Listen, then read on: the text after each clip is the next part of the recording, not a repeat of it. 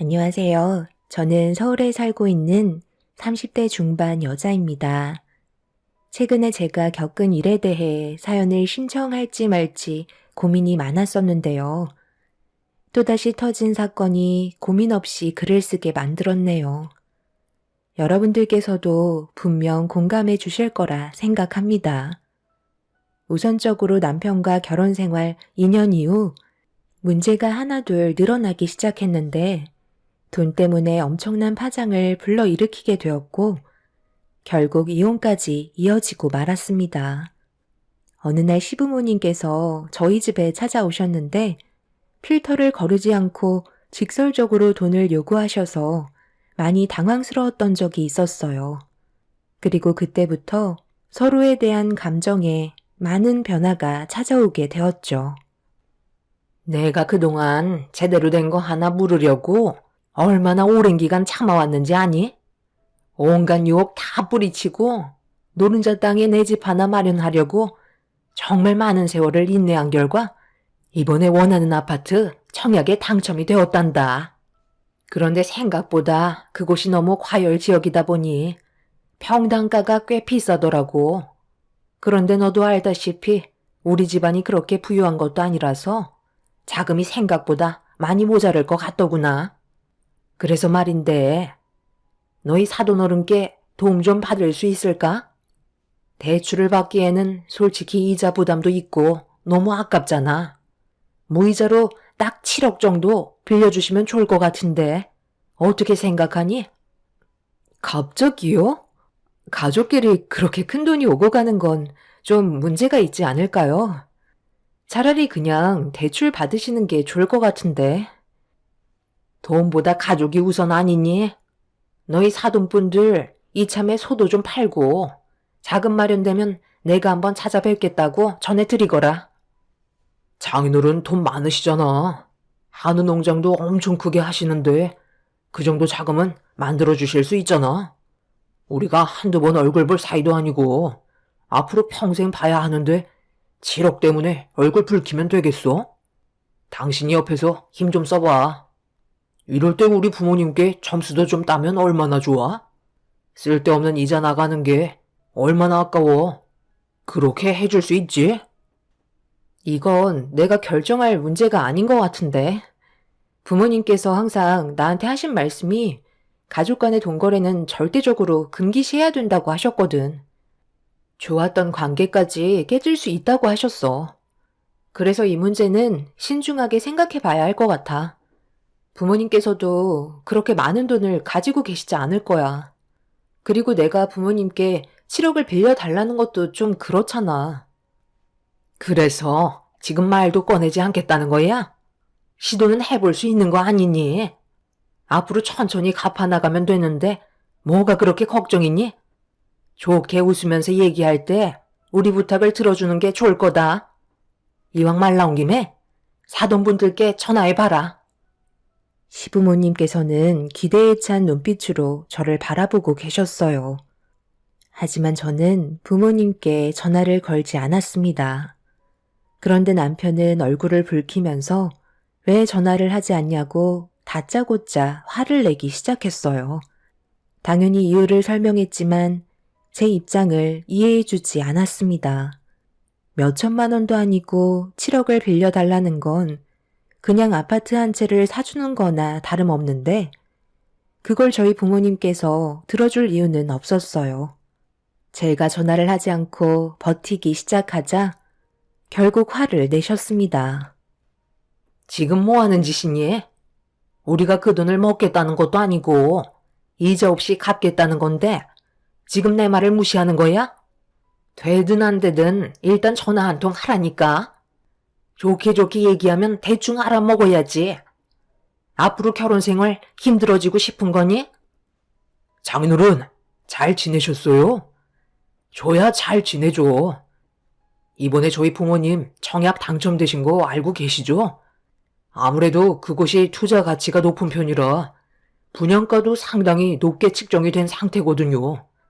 그러다 보니 자금이 많이 부족해서 대출을 알아보니까 생각보다 이자가 너무 많이 나와서 고민을 하고 있는데 장인어른께서 한우 농장을 하시니까 사위를 봐서라도 자금 좀 빌려주셨으면 좋겠는데 혹시 괜찮으세요? 시간은 좀 걸리겠지만 천천히 갚아 나가도록 하겠습니다. 어떤 마음인지는 알겠는데 차라리 대출을 받는 게 서로 부담이 없을 것 같네. 고민도 없이 이런 말을 바로 하는 건 좀 아니지 않나? 가족끼리 통거래는 절대 해선 안 될 금기 사항이고 그동안 내가 살아오면서 가족들 간의 통거래 때문에 인연까지 끊고 돌이킬 수 없는 사건들까지 일어나는 걸 정말 많이 봐왔었다. 얼마가 됐든 속 편하게 대출받아서 갚아나가는 게 모두를 위한 길이니까 너무 서운하게 생각하지 말고 주말에 얼굴 좀 보게 내 딸이랑 잠깐 내려오도록 하게. 사돈어른, 잠깐만요. 그러니까 지금 저희가 이렇게까지 부탁을 하는데 빌려주지 않겠다는 거예요? 오죽 급했으면 도움을 받겠어요. 돈이야 있다가도 없는 건데 그걸 가지고 서로 얼굴 붉힐 필요는 없잖아요. 그냥 속 시원하게 빌려주시고 앞으로 더욱더 좋은 가족관계 유지하면 되는 거죠. 그러지 말고 저희 좀 도와주세요. 7억만 부탁드립니다. 죄송하지만 돈 문제는 단호할 수밖에 없네요. 그리고 방금 7억이라고 얘기하셨는데 저희도 그렇게까지 큰돈이 현금화되어 있지 않아요. 계속 돈 얘기하실 거면 이만 끊도록 하겠습니다. 2번 다시 돈 문제로 전화 안 주셨으면 좋겠네요. 아빠는 단호하게 거절하셨어요. 저는 이미 예상했던 결과였지만 남편과 시부모님께선 당연하게 빌려주실 줄 알았는데 반대의 결과가 나와서 많이 당황하셨고 결국 저에게 모든 화살이 돌아오고 말았네요. 순식간에 안 좋아진 분위기는 저를 더욱더 압박해 나가고 있었어요.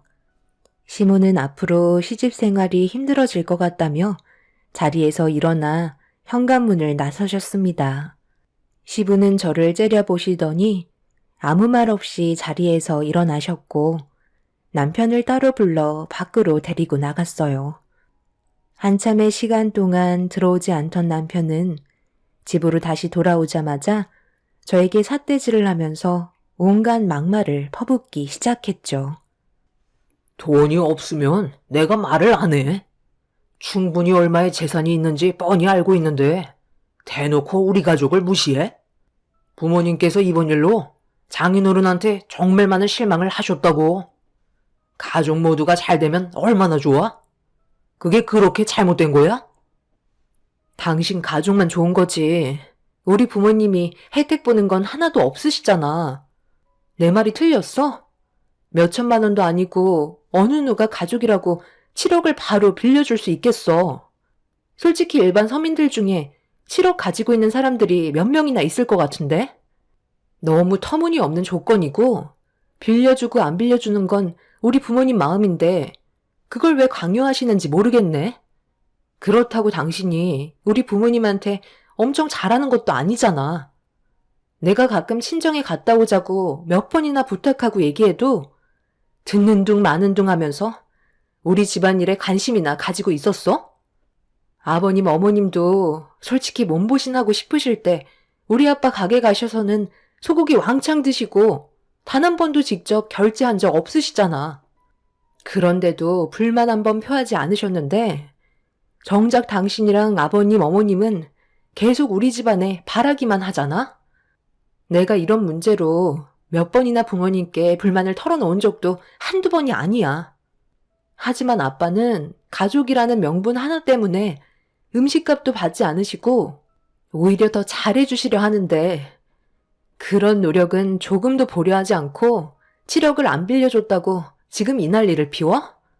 우리 아빠가 죄를 지은 사람도 아닌데 돈을 빌려주지 못한다고 왜 죄송하다는 말을 하셔야 되는 거지? 죄송하다는 말은 시부모님께서 해야 옳지 않을까? 그래서 결과적으로 안 빌려주셨잖아. 돈 때문에 사람 본성이 나온다더니 우리 가족 잘 챙겨주는 척 하시면서 정작 돈 얘기 나오니까 급하게 끊으시는 거 당신도 옆에서 봤지? 나도 오늘 이 시간 이후로 장인 장모님께 사위로서 다가가지 않고 남처럼 행동해야 되겠다. 이게 바라시는 거라면 당연히 그렇게 해드려야지. 내 말이 틀린 건 아니잖아? 남편은 자신의 집안이 잘못한 건 조금도 없다며 무조건 저희 가족이 도와주지 않았다는 거에 초점을 맞춰서 온갖 막말을 퍼부어대고 있었습니다. 그런 모습을 보고 있는데 얼마나 속이 좁은 사람인지 알 수 있겠더라고요. 시부모님이 청약이 당첨되고 나서 저에게 부쩍 잘해주시더니 전부 다 이유가 있었던 거였고 속보이는 행동들이 더욱더 실망을 하게 만들었습니다. 그날 이후 남편과는 냉전이 흘렀고 시부모님은 더 이상 저에게 연락조차 하지 않았어요. 그런다고 변하는 건 하나 없는데 남편은 계속해서 저에게 안 좋은 감정을 표출하고 있었네요. 그렇게 며칠의 시간이 지나고 퇴근하던 날 마감이 늦어져서 좀 늦게 집에 도착을 했는데 짐가방 하나가 현관문 앞에 놓여 있었습니다. 뭔가 싶어 확인을 해보니 제 옷가지들이 가방 안에 들어있더라고요. 무슨 일인지 싶어 현관문을 열고 들어가려 하는데 남편이 비밀번호까지 바꿔놨는지 들어갈 수가 없었고 집 안에서는 시부모님의 목소리까지 들려오고 있었네요. 도대체 무슨 상황인지 알 수 없어 현관문을 두드렸지만 집 안에 있는 남편과 시부모님은 문을 열어주지 않았고 결국 참다 못한 저는 화가 너무 나서 열쇠 수리공을 부르겠다며 소리를 지르자 그제서야 남편이 현관문을 열었습니다. 하지만 저를 집 안으로 들여보내진 않더라고요. 뭐 하는 짓이냐고 화를 내면서 남편을 밀치고 들어가려는데 시모가 현관문 앞으로 다가오시더니 한마디 하셨습니다. 이 집은 내 아들 명의로 되어 있는 집인데 누가 출입을 하는 것도 내 아들 마음 아니겠니? 우리가 이런 짓 하는 게 유치하다고 생각할 수 있겠지만 어디까지나 먼저 시작한 사람이 누군데 그래? 들어오고 싶으면 너희 사돈께 얘기 좀 잘 해보던가. 정말 유치하시네요. 이런 식으로 한다고 뭐가 달라질 줄 아세요? 짐까지 싸주셔서 정말 감사합니다. 이대로 가면 되는 거죠? 얻을 게 없는데 뭐하러 너를 데리고 사니? 솔직히 까놓고 얘기해서 돼지 목에 진주를 걸고 있는 거지. 돈도 버는 사람이 벌 줄 안다고 맨날 시골에 박혀서 소나 키우면서 식당을 운영하고 있으니 돈이 불어나겠어? 꼴도 보기 싫으니까 내 앞에서 사라져라. 그렇게까지 말씀해 주시니 제 마음이 확고해지네요. 어떤 마음인지 확실히 알 수 있게 됐으니까 이 사람이랑 정리하도록 하겠습니다. 제가 뭐가 아쉬워서 쫄쫄매야 하는 거죠? 저도 더 이상 미련 없으니까 그만할게요. 너 지금 정말 나랑 이혼하겠다는 거야? 꼭 이렇게까지 해야 되겠어? 나랑 지금까지 결혼 생활했던 게 한순간에 무너지는 거라고. 우리가 연애하고 결혼 생활한 게 몇 년인데 너는 그런 시간들이 아무것도 아니었다는 거야? 지금 당신이랑 아버님, 어머님께서 하시는 행동들이 상식적으로 이해가 되겠니? 누가 잘못을 했는지 뻔히 아는 내용인데 나한테 하는 행동을 봐봐. 돈을 빌려주지 않는다고 가방에 짐을 싸서 밖으로 내놓고 현관문 비밀번호까지 바꿨는데 나보고 이혼하는 게 아무렇지도 않냐고? 누구보다 실망한 사람이 나야. 조만간 법원에서 만나도록 하자. 잠깐 기다려봐라. 우리가 왜 이렇게까지 했겠어? 가족이라고 생각했었는데 너무 단호하게 거절을 하니까 그런 점들이 서운하게 다가와서 그러는 건데 좀 이해해주면 안 되니? 일단 들어와서 다시 얘기하는 게 좋을 것 같은데. 저는 더 이상 대화 자체를 섞고 싶지 않아 집 밖으로 내놓은 제 짐을 가지고 건물 밖으로 나왔습니다. 자신들이 원하는 방향대로 들어주지 않는다고 상식 밖의 행동을 보인 시부모님과 남편에게 너무 큰 실망을 내서 차라리 이혼하는 게 좋을 것 같다고 판단을 하게 되었죠. 제가 등을 돌리고 나오자 남편은 저에게 쉬지 않고 전화를 걸었지만 이미 저보다 돈을 더 중요하게 생각한 남편을 남은 인생의 동반자로 함께 걸어가고 싶지 않았어요. 친정으로 와버린 저를 보신 부모님께서도 많이 당황하셨고 전체적인 상황을 설명드리자 부모님께서는 화가 많이 나셨네요. 결국 이 문제는 상당히 커지게 되었고 며칠 뒤 부모님께서 저를 데리고 남편과 만나기로 결정을 보게 되었습니다. 부모님께서 서울에 건강검진을 사전에 예약해 놓으셨기 때문에 남편과도 진지하게 대화를 이어나갈 생각을 가지고 계셨죠. 부모님께서도 이혼을 심각하게 고려하셨어요. 그렇게 약속된 장소에서 저희는 남편을 따로 만나게 되었고 상당히 많은 대화를 주고받았습니다. 남편은 저희 부모님께 그동안 서운했던 부분들에 대해 쏟아내기 시작했어요. 그리고 그 말을 듣고 계시던 부모님께서도 기분이 상당히 안 좋으신 것 같았죠. 몇 시간 동안 서로의 안 좋았던 감정들에 대해 털어놓았는데 시부모님께서 남편 집으로 들어왔는지 전화가 왔길래 상황을 설명한 뒤에 모두가 남편 집에 다시 모여 대화를 이어나가게 되었네요. 역시나 예상했던 문제가 일어났습니다. 이렇게 얼굴 뵙고 대화를 나누는 게 전화 통화하는 것보다 훨씬 더 낫겠네요. 솔직히 저희가 오죽했으면 그 큰 돈을 빌려달라고 부탁했겠어요? 사정이 안 좋은 만큼 대출 받는 게 부담스러워서 그런 건데 어느 정도는 생각해 주셔야죠. 도대체 저희 집안을 어떻게 보셨는지 모르겠지만 저희 집안도 재산이 그렇게 많지 않습니다. 7억이라는 돈을 빌려드릴 만큼 여유가 있지 않은데 무작정 달라고만 얘기하시면 저희 입장에서도 많이 당황스럽고 서운하죠. 그리고 그곳이 투자 가치가 높다는 건 잘 알겠는데 그것도 어느 정도 자금이 뒷바탕이 돼야 하지 않을까요? 돈도 없이 무작정 청약이 1순위에 도달한다고 해서 아무런 계획 없이 넣었다가 당첨이 돼서 지금 상당히 힘든 상황을 겪고 계시잖아요. 미리부터 철저하게 준비를 하셨다면 저희한테까지 손을 벌릴 필요는 없으셨겠죠. 어찌됐든 제 딸이 받은 상처에 대해서는 진지하게 사과를 하시는 게 좋을 것 같네요. 이혼을 하더라도 정리할 건 깔끔히 정리하고 끝내야 되지 않겠습니까? 시부모님의 표정은 상당히 좋지 않았어요. 저희 가족한테 상처되는 말과 행동들에 대해 사과를 하라는 건데 상당히 안이 꽂게 바라보고 있었습니다. 시부는 어차피 이혼을 하는데 왜 사과를 해야 하냐면서 얼굴을 붉히셨네요. 그 모습들을 보는데 시댁 식구들이 너무 한심해 보였습니다.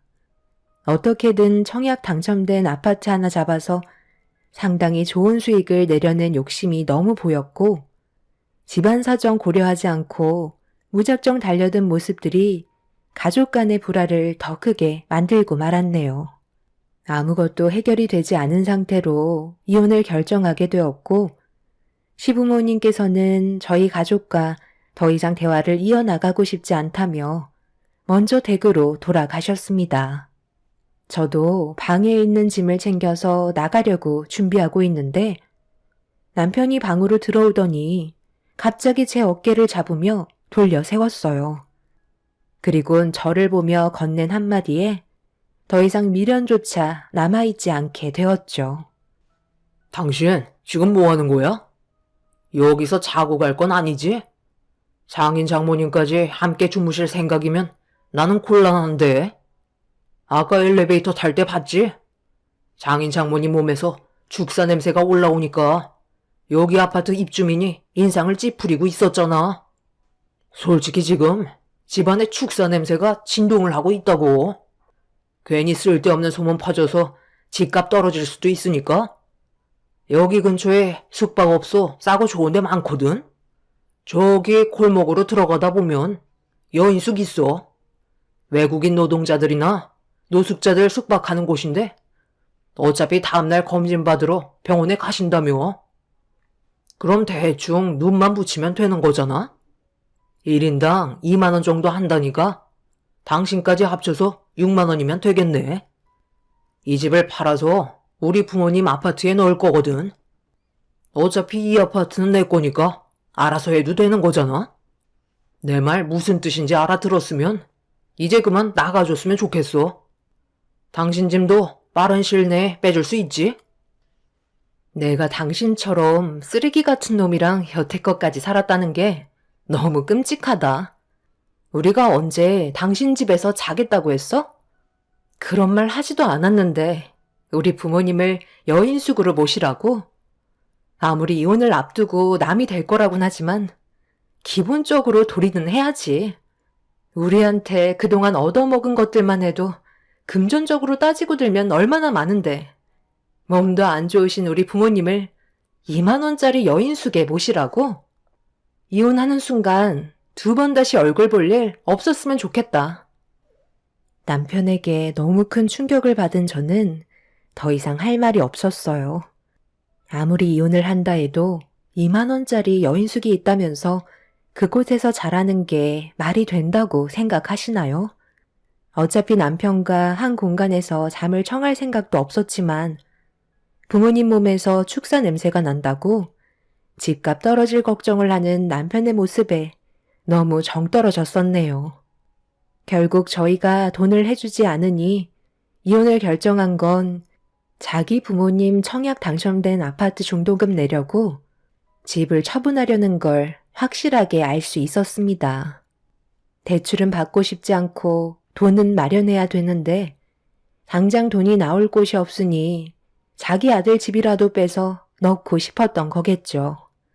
그만큼 시부모가 당첨된 아파트는 투자 가치가 높게 측정이 되어 있었으니까요. 결국 자신들의 이득을 취하기 위해 멋대로 결정하고 막 나가는 모습들이 치가 떨릴 정도로 싫어지게 만들었습니다.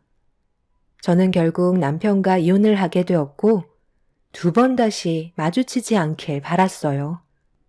남이 됐으니 엮일 일도 없을 거라 생각했었어요. 그렇게 몇 년이 지나고 저희 가족에게도 많은 변화가 있었는데 부모님께서 새로 생긴 주상복합 아파트 용지에 고깃집을 오픈 준비를 하게 되셨고 함께 일할 직원을 뽑기 위해 면접을 보고 있었습니다. 그런데 주방에서 저와 엄마가 식기를 정리하고 있던 사이 밖에서 아빠의 목소리가 상당히 안 좋게 들려왔어요. 그래서 무슨 일인지 확인하기 위해 엄마와 함께 주방에서 나온 순간 절대로 얼굴을 보고 싶지 않던 전 남편이 저희 앞에 떡하니 나타났습니다. 전혀 예상하지 못한 일이라 엄마와 저는 전 남편을 보고만 있었네요. 혹시나 해서 와봤는데 정말 아버님이 여기에서 식당 오픈 준비를 하고 계실지 몰랐습니다. 사람은 인연이라는 게 확실히 있는 것 같아요. 저희가 이렇게 만나게 될 줄 알았겠어요? 마침 잘 됐네요. 저도 지금 일자리를 구하고 있었거든요. 당신이 일자리를 구하는 게 우리와 무슨 상관이지? 설마 우리 식당에서 일할 생각은 아니지? 그 난리를 쳐놓고 이혼까지 했는데 무슨 염치로 우리 부모님 밑에서 일을 하겠다는 거야? 그럴 이유 전혀 없으니까 그만 나가줬으면 좋겠어. 우리 집안 사정이 너무 안 좋아져서 지금 상당히 많은 빚에 시달리고 있거든. 돈을 빌려달라는 것도 아니고 일을 시켜달라는 건데 이 정도는 해줄 수 있는 거잖아. 그래도 몇 년 전까지만 해도 나는 당신 집안의 사위이자 남편이었다고. 아버님, 한 번만 부탁드릴게요. 제가 지금 근무하던 곳에서도 퇴사 처리되는 바람에 일자리를 구할 곳이 없거든요. 밀린 대출 이자랑 원금을 갚아나가야 하는데 계획했던 것처럼 마음대로 되지 않네요. 저희 부모님께서 빚 좀 갚아보겠다고 청소일을 하게 되셨는데 계단 물 청소를 하다가 미끄러져서 2분 다 구르셨거든요. 그래서 지금 집에 누워 계신 상태세요. 무리하게 입주는 했는데 앞날이 걱정이네요. 저는 부모님께 집을 처분하자고 말씀드렸지만 앞으로 더 오를 예정이라고 절대 처분할 생각이 없다고 하세요. 그러니 저라도 돈을 갚아나가야 하잖아요. 저희 사정이 많이 안 좋은 만큼 아버님께서 넓은 마음으로 도와주신다면 정말 열심히 일하도록 하겠습니다. 그래도 과거의 사이였는데 월급은 두둑히 챙겨주실 거죠? 내가 자네를 왜 데리고 일을 해야 되는 거지?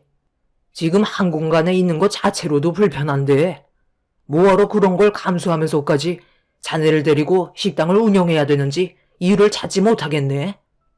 우리가 자네를 차버린 게 아닌 자네가 우리를 차버렸으니 조금의 미련조차 남아있지 않고 곧 식당을 오픈하는데 직원들의 상태도 상당히 중요하거든.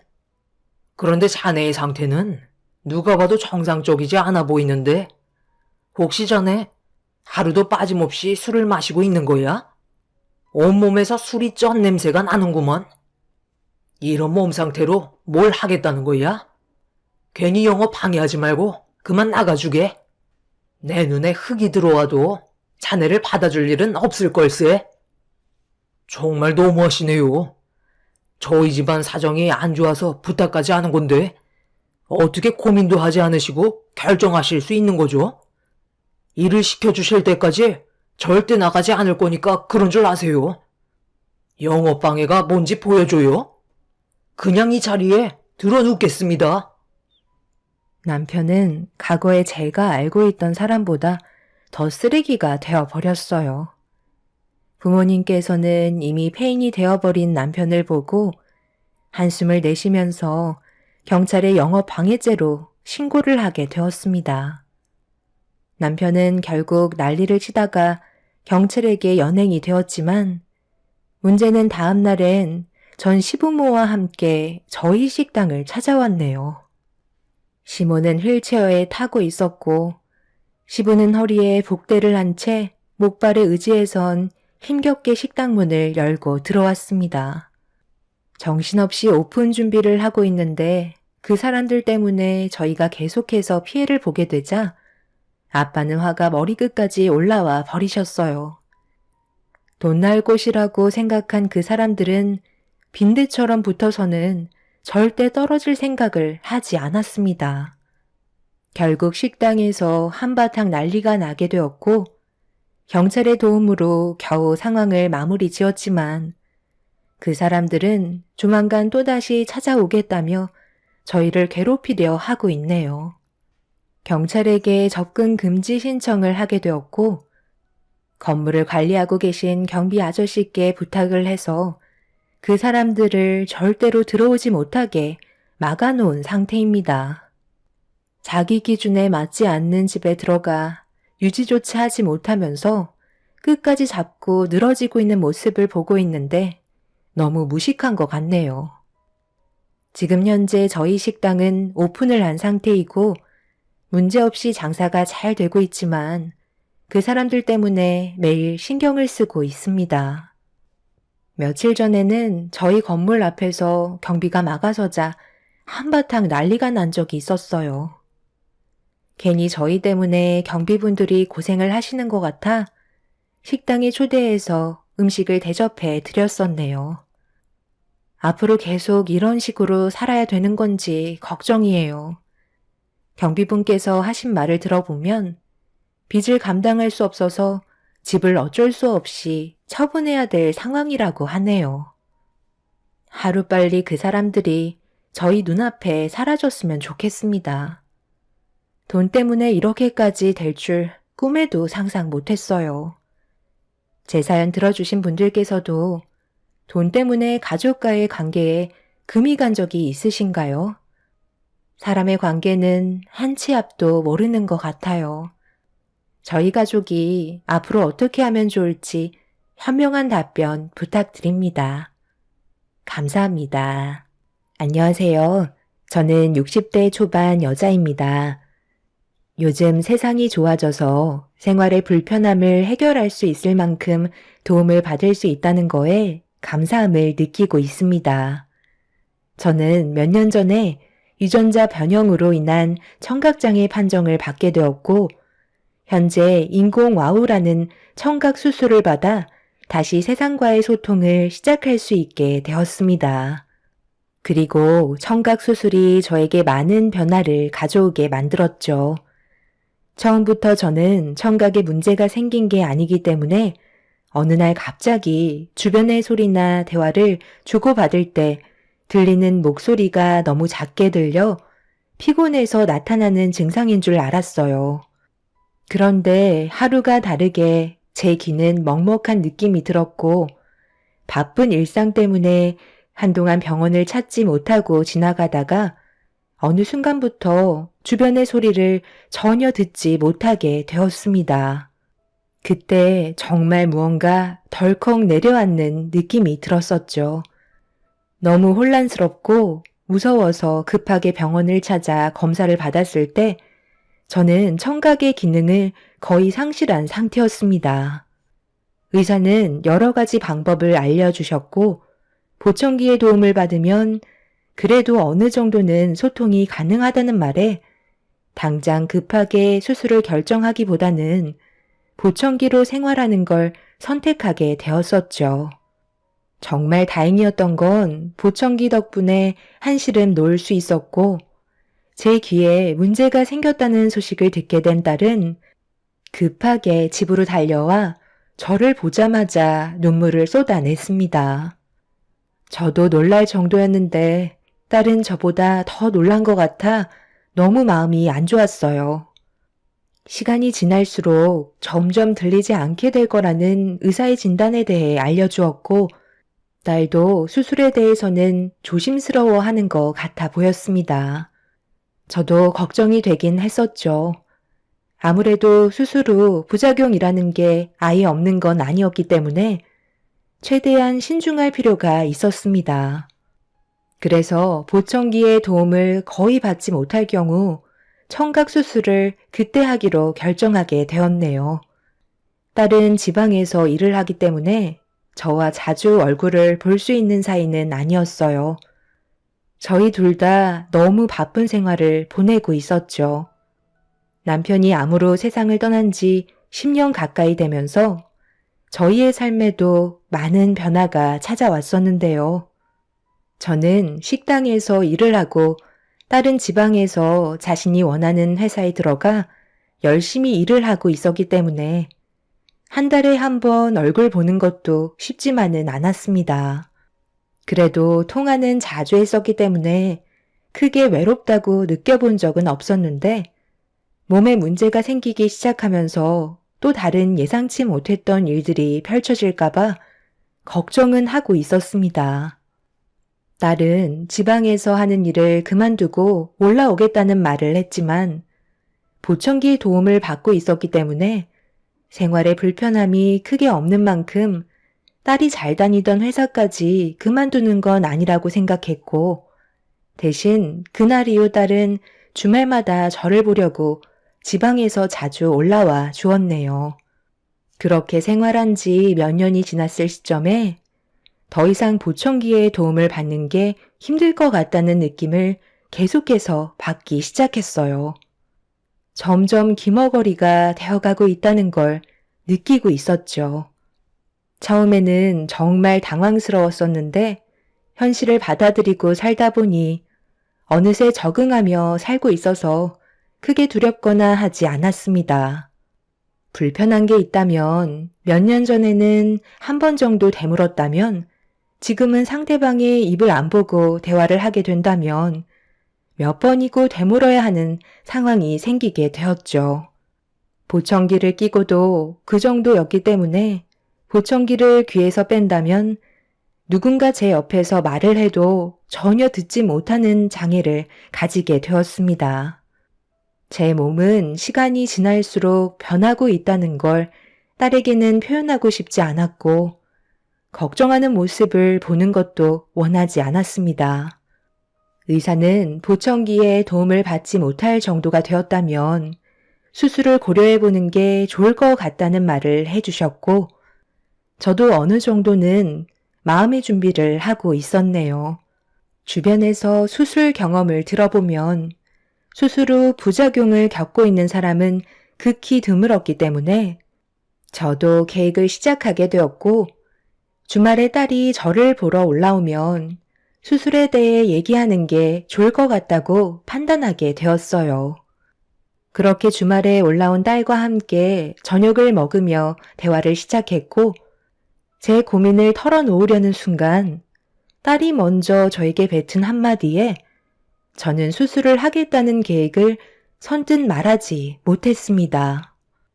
이유는 딸한테 좋은 사람이 생겼는지 결혼하고 싶다는 말을 먼저 꺼내놓게 되었고, 최대한 빠른 시일 내에 식을 올렸으면 한다는 말에 결혼 비용부터 머릿속에 떠오르게 된 저는 수술은 차후에 금전적인 상황을 보고 결정을 하기로 변경하게 되었습니다. 그렇게 대화를 주고받는 동안에도 딸은 제가 몇 번이나 알아듣지 못하고 되묻는 모습을 보며 걱정하고 있길래 일찍 쉬면 괜찮다고 대충 상황을 둘러댄 다음 결혼을 약속한 남자와 언제 저희 집에 올 건지 시간 계획을 세우게 되었고, 그렇게 일정을 잡은 다음 저는 딸이 그동안 만나고 있었던 남자를 보게 되었네요. 첫인상은 상당히 좋아 보였고, 제 딸을 잘 챙겨주는 모습과 매너 있는 행동들은 저를 안심시키게 만들었어요. 그런데 어머님, 귀가 잘 안 들리신다면서요? 어쩌다 갑자기 그런 병이 생기셨어요. 생활하는데 많이 불편하시죠? 예은이한테 듣긴 했었는데 보청기가 이젠 크게 의미가 없으실 정도로 잘 안 들리신다고 하셔서 정말 걱정이 많았거든요. 그런데 오늘 어머님과 대화를 나누는데 전혀 불편함을 느끼지 못하겠는데요? 보청기를 빼면 아예 듣지 못하시는 거예요? 제가 좀 찾아보긴 했는데 수술을 하면 생활의 불편함을 거의 느끼지 못한다면서요? 나도 청각장애가 생기고 나서부터 여러 모임에도 다니면서 수술받은 분들의 경험을 들어보면 크게 후유증을 느끼지 못했다는 분들이 대부분이어서 고려를 하고 있긴 한데, 그래도 꽤 큰 수술이라 충분히 고민하고 어떻게 할지 결정을 하려고 하거든. 내 걱정은 안 해도 되니까 예은이만 잘 챙겨주게. 그건 걱정하지 마세요. 제가 어머님 걱정 안 하시게끔 좋은 남편이 되도록 많이 노력하겠습니다. 그럼 저희 결혼 허락해 주시는 건가요? 예비사이는 제 귀가 잘 들리지 않는다는 걸 알고 최대한 목소리를 높여서 저를 배려해주고 있는 모습과 제가 청각에 문제가 생겼다는 걸 알고 많은 것들을 알아봤다는 모습을 보곤 제 딸도 세심한 부분까지 잘 챙겨줄 것 같아 크게 걱정은 없었어요. 그리고 좋은 남자 만나 하루라도 빨리 자리를 잡아서 안정적인 삶을 살길 바라고 있었기 때문에 앞으로 둘의 결혼 생활은 행복만 가득하길 바랐었네요. 그렇게 처음으로 예비사위를 맞은 뒤 저는 자연스럽게 상견례 자리에 참석을 하게 되었고, 예비사위의 부모님과 인사를 주고받으며 좋은 분위기를 이끌어 가고 있었는데, 그날따라 보청기에 문제가 생긴 건지 상대방의 말소리가 들렸다 안 들렸다를 반복하기 시작했어요. 너무 긴장한 탓이라 충분한 휴식을 취하지 못해서 그런 거라고 생각했지만 들리지 않는 말들이 더 많아지면서 의사소통에 문제가 생기고 말았습니다. 제 옆에 있던 딸은 저에게 문제가 생겼다는 걸 직감했는지 예비 사돈분들께 양해를 구한 뒤 저를 데리고 밖으로 나왔습니다. 딸은 귀가 잘 안 들리냐고 가까이 다가와서 물어보자 그제서야 들리기 시작해 많이 긴장해서 그런지 대화 소리가 잘 안 들린다며 난감한 표정을 보이면서 대화를 이어나가는 건 힘들 것 같다며 자리에 앉아만 있겠다고 예비 사돈분들께 양해를 구해달라는 부탁을 하게 되었네요. 그렇게 딸과 간단한 대화를 끝낸 뒤 들렸다 안 들렸다 하는 보청기를 다시 껴보기도 하고 심호흡도 크게 쉬면서 최대한 침착하게 마음을 가다듬고 다시 자리로 돌아와 앉으려는데 예비 사돈이 옆에 앉은 제 딸에게 말을 건네는 순간 대화 소리가 아주 희미하게 들려오기 시작했어요. 언제부터 청각에 문제가 생기신 거야? 이래가지고 결혼식은 가능하겠어? 의사소통이 돼야 식을 진행하던 말던 하지. 그리고 청각장애도 유전 아니니? 혹시 태어날 내 손주한테 청각에 문제라도 생기게 될까봐 걱정이 되는데 병원에서 확실하게 유전은 아니라고 했었어? 그것도 잘 모르는 거지? 어머님, 보시면 저는 멀쩡하잖아요. 그럴 일 없을 테니까 너무 걱정하지 마세요. 그리고 결혼식은 문제없이 진행할 수 있게 저희가 준비하도록 할게요. 당연히 그렇게 해야지. 한 번뿐인 결혼식인데 망쳐서야 되겠니? 그런데 지금 상태를 봤을 때 우리가 나누는 대화도 전혀 듣지 못하고 계신 것 같은데 혼자서 다니시다가 위험한 일들도 자주 발생될 수도 있겠네. 소리를 들어야 생활이 가능할 텐데 내가 알기론 청각을 회복시켜주는 수술이 있다고 그러던데 그걸 받으면 하루빨리 괜찮아지시지 않을까? 너희가 계획한 결혼식까지 아직 몇 달 남았잖아? 내 생각엔 그 전에 받으면 좋을 것 같은데. 그게 쉬운 문제가 아닌 것 같아요. 여러 가지 부작용들도 있어서 아직 저희 엄마가 확고하게 수술을 하시겠다는 결정을 내리시지 못하셨어요. 수술을 하고 싶은 마음이 있으셨으면 저한테 먼저 얘기하셨겠죠. 너무 걱정하지 마세요. 저도 언제 수술을 해야 될지 시기를 보고 있고 엄마와 최대한 조율해서 진행하도록 할게요. 일단 음식 다 식겠어요. 먼저 식사부터 하세요. 궁금하신 건 저한테 말씀해 주시면 옆에서 전달해 드리도록 할게요. 예비 사돈과 제 딸이 나누는 소리가 거의 들리지 않을 정도로 희미했지만 청각을 거의 잃게 되면서 사람의 입을 보면 무슨 말을 하는 건지 대충 이해할 수 있기 때문에 대화하는 입모양을 보고 어느 정도는 알 수 있었습니다. 예비 사돈의 입장에서 불안해하시는 건 당연한 거였어요. 유전이라는 게 무서운 거기 때문에 예민하게 생각하시는 것 같아 보였어요. 제 딸이 저 때문에 피해를 보게 되는 것 같아 마음이 좋지 않았고 너무 미안했었죠. 의사에게 여쭤보니 청각에 문제가 생긴 시기를 봤을 때 노화로 찾아왔다고 하기에는 시기가 이른 감이 있는 것 같다며 유전이 될 수도 있는 가능성을 아예 배제할 수 없다는 말을 들었을 때 제 딸에게도 찾아올 수 있을지도 모른다는 충격적인 결과를 창창한 나이인 딸에게 미리 걱정을 주고 싶지 않았습니다. 아닐 수도 있기 때문에 섣불리 얘기하는 건 옳지 않다고 판단했었어요. 상견례는 그래도 큰 문제 없이 잘 넘어가긴 했지만 예비 사돈분들께선 제가 가진 병으로 인해 뭔가 탐탁치 않아 하셨습니다. 그렇게 길게만 느껴졌던 상견례가 끝이 나고 딸과 함께 집으로 돌아온 제가 어두운 얼굴을 하고 있자 딸은 그런 제 마음을 아는지 아무 말 없이 손을 잡아주었습니다. 어쩔 수 없이 최대한 빠른 시간 내에 수술을 하는 게 모두에게 도움이 될 것 같아 딸이 돌아간 이후 병원을 찾아가 의사와 상담을 받은 뒤 하루라도 빨리 수술 일정을 잡게 되었어요. 딸이 보호자로 제 옆에 있어주면 좋겠지만 일도 해야 되고 결혼 준비에도 워낙 바쁜 시간을 보내고 있었기 때문에 지인분께 도움을 요청해서 제 보호자로 수술을 받는데 도와주시기로 하셨고 성공적인 수술을 하게 된다면 결혼식 날 제 딸에게 안심을 시켜줄 수 있을 것 같아 서프라이즈로 놀래켜 주려고 수술하는 걸 숨기고 있었죠. 그렇게 저와 딸은 각자 해야 될 일들을 바쁘게 처리해 나갔고 정말 다행히도 수술은 성공적으로 마무리를 할 수 있었습니다.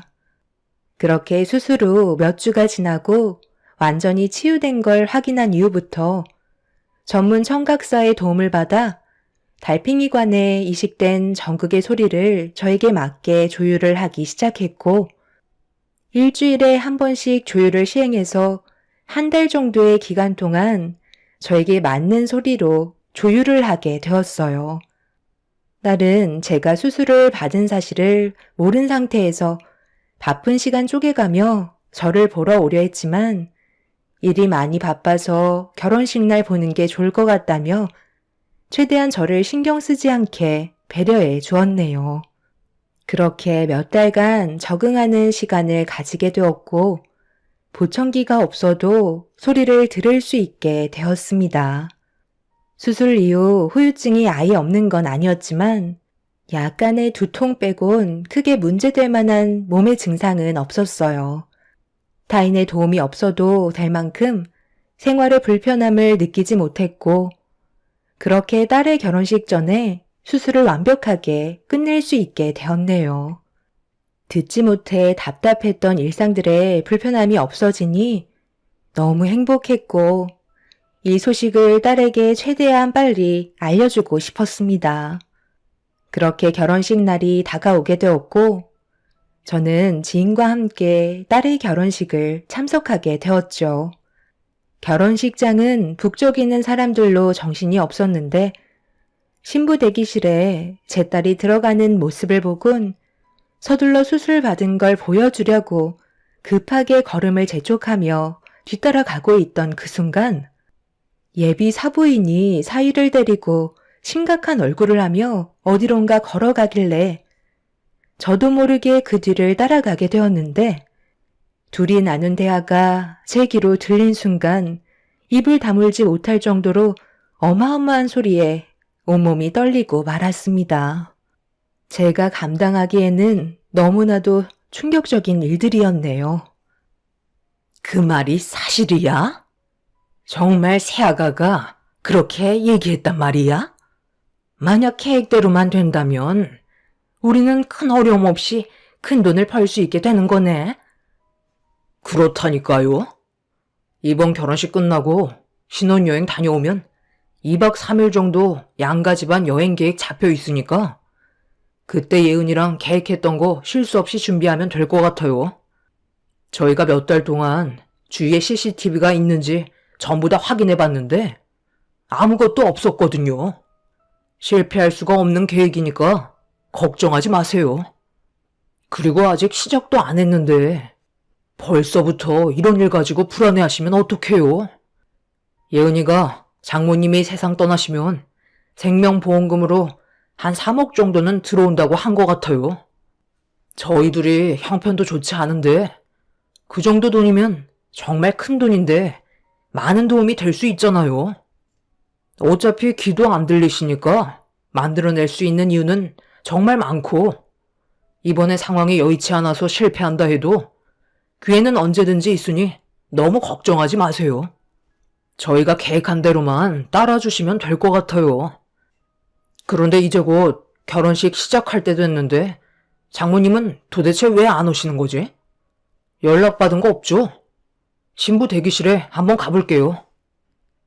전혀 예상하지 못한 말을 듣게 된 터라 너무 충격을 받아 몰래 숨어서 엿듣고 있는데 저도 모르게 눈물이 흐르더라고요.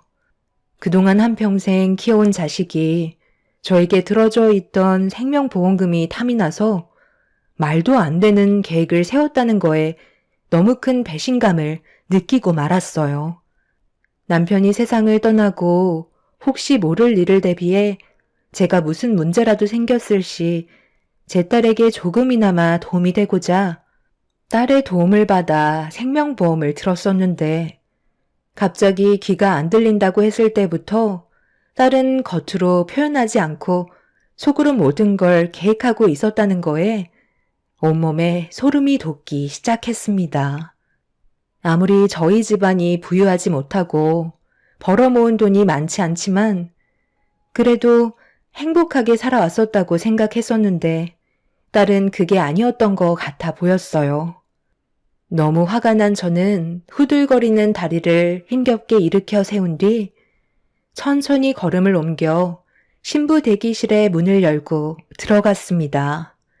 문을 열자마자 딸과 예비 사돈댁이 안 좋은 표정을 하고 있었고 저를 보자마자 딸은 왜 이렇게 늦게 왔냐면서 다그치기 시작했어요. 사위는 저를 걱정해주는 척 하면서 좀 전에 충격 때문에 비틀거리고 있는 저를 부축해 주었습니다. 그렇게 딸 앞에 다가섰는데 정말 너무 이쁜 신부였고 얼굴은 행복해 보였어요. 딸의 얼굴을 보니 결혼식을 망치고 싶지 않았습니다. 너무 큰 배신에 속은 끓고 있었지만 차마 이쁘게 화장한 딸을 망치고 싶지 않았어요. 저는 아무 말도 하지 않은 채 눈물을 흘리면서 딸을 바라보고 있는데 제가 귀가 들리지 않냐며 물어보는 말에 아무 말도 하지 않았습니다. 딸은 저에게 큰 목소리로 귀가 안 들리냐고 반복적으로 물어봤고 저는 아무런 반응을 보이지 않자 딸은 핸드폰에 글씨를 적어 저에게 보여주었어요. 안 들리냐는 글씨를 보며 고개를 끄덕이자 딸은 한숨을 쉬더니 가족들 외엔 전부 다 나가달라는 말을 꺼내었네요. 이제는 아예 귀가 들리지 않나 봐. 정력을 잃으면 균형 감각도 잃게 된다 하더구만. 그래서 비틀거리며 걸어오셨구만. 저기요, 사부인. 제 말 안 들려요? 듣지 못하시는 것 같아요. 몇 달 만에 얼굴 뵀는데 살도 많이 빠지셨고 이제는 귀도 아예 다치셨네요. 제가 알아보니까 수술을 받으면 좋아진다고 하던데 아마 결혼식 끝나고 수술 받으시려고 계획하고 계실 거예요. 제가 보호자로 가야 하니까 신혼여행 끝나고 가족 전부 여행 다녀와서 수술 날짜 잡으면 된다고 미리 얘기해 놓을게요. 엄마는 제 말이면 뭐든 다 듣거든요. 수술을 해도 부작용이 생기면 골치 아파질 수도 있는데 그렇게 된다면 제 결혼 생활에 지장이 많이 생기잖아요. 지금까지 저 혼자 살아오는 것도 얼마나 힘들었는데 엄마의 인생을 제가 책임지고 싶지는 않아요. 이건 저에게 정말 큰 기회이고 이게 저희 엄마의 삶인 거예요. 어차피 생명보험 들은 것도 저를 위해서 들은 거기 때문에 제 거 제가 가져가겠다는 건데 문제될 거 없는 거잖아요? 지금까지 정말 가난에 쩔어서 살아왔었는데 3억이라는 돈은 저희가 앞으로 결혼 생활하는데 정말 큰 도움이 된다고요. 귀가 들리지 않으니 사고 위험이 높고 균형 감각도 떨어져서 밤길의 절벽으로 떨어진 것 같다고 하면 누가 의심하겠어요? 아버님, 어머님께서도 증인이 되어주시니 사고사로 충분히 위장할 수 있어요. 나도 내 아들이 장애를 가진 사돈을 모시는 걸 솔직히 바라지 않고 있긴 했거든. 그런데 정말 괜찮을까? 솔직히 나는 너무 두렵고 걱정된다. 엄마는 이제 와서 왜 그런 말을 하시는 거예요? 예은이랑 저희가 얼마나 많은 시간을 계획하고 준비했는지 아시면서 그런 말이 나와요? 그래도 결혼식은 보고 세상 떠나시는 거니 그걸로 만족하시겠죠. 오늘은 기분 좋은 날이니까 다들 웃으시고 예은이 너도 장모님께 오늘만큼은 잘 챙겨드려. 그래도 마지막은 좋은 추억으로 남겨드리면 좋잖아. 그럼 곧 결혼식 시작하니 나는 먼저 나가서 준비하도록 할 테니까 그럼 나중에 보자고. 어머, 이 친구가 왜 말도 안 하고 혼자 싸돌아다니는 거야? 한참 찾았잖아. 이제 결혼식 시작한대. 빨리 가서 자리에 앉아야 한다고. 미리 준비해야지. 명희 딸이라서 그런지 미모를 쏙 빼닮았네. 오늘 결혼식 축하해요. 저는 명희랑 예전에 같이 일했었던 친구예요. 드레스가 너무 잘 어울리네. 아, 감사합니다. 한 번뿐인 결혼식이라 드레스에 신경을 많이 썼거든요. 3천만 원 정도 되는 드레스라 상당히 비싸 보이죠? 저희 엄마 귀가 안 들리셔서 여기까지 오시는데 많이 힘드셨을 텐데 정말 감사해요. 오늘 맛있는 음식 많이 준비되어 있으니까 양껏 드시고 가세요. 저희 엄마 잘 좀 부탁드릴게요. 예, 명희야. 너 아직 말 안 했어? 왜 아무 말도 하지 않고 멍하니 서 있는 거야? 명희가 몇 달 전에 수술했거든. 딸내미 놀래켜주겠다고 지금까지 비밀로 하고 있었어. 이제 전부 다 들을 수 있게 됐다니까. 수술 결과도 좋아서 일상생활하는데도 지장이 없을 정도라고. 얘, 너 뭐하고 있어? 오늘따라 왜 이렇게 이상한 거야? 뭐라고요? 저희 엄마가 수술을 하셨다고요? 그럼 지금 저희가 나누는 대화 소리를 전부 다 들으실 수 있다는 거예요? 방금 전까지 제가 물어봤을 때 안 들리신다고 고개를 끄덕이셨는데 정말 확실한 거예요? 엄마, 내 말 들려요? 빨리 대답해 보세요. 그럼 좀 전에 나눴던 대화도 전부 다 듣고 계셨던 거예요? 그래, 전부 다 듣고 있었다. 저 사람들이 너 몰래 다른 곳에 숨어서 나누는 대화도 전부 들었었고, 네가 내 앞에서 방금 했던 말도 전부 다 들었다고.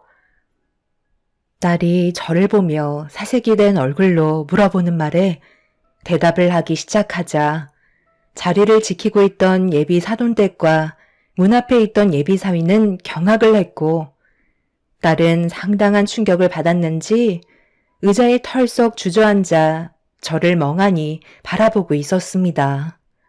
딸은 말을 더듬으면서 모든 걸 설명하겠다고 했지만 이미 전부 다 들어버린 상태였기 때문에 더 이상 대화를 섞을 필요도 없었습니다.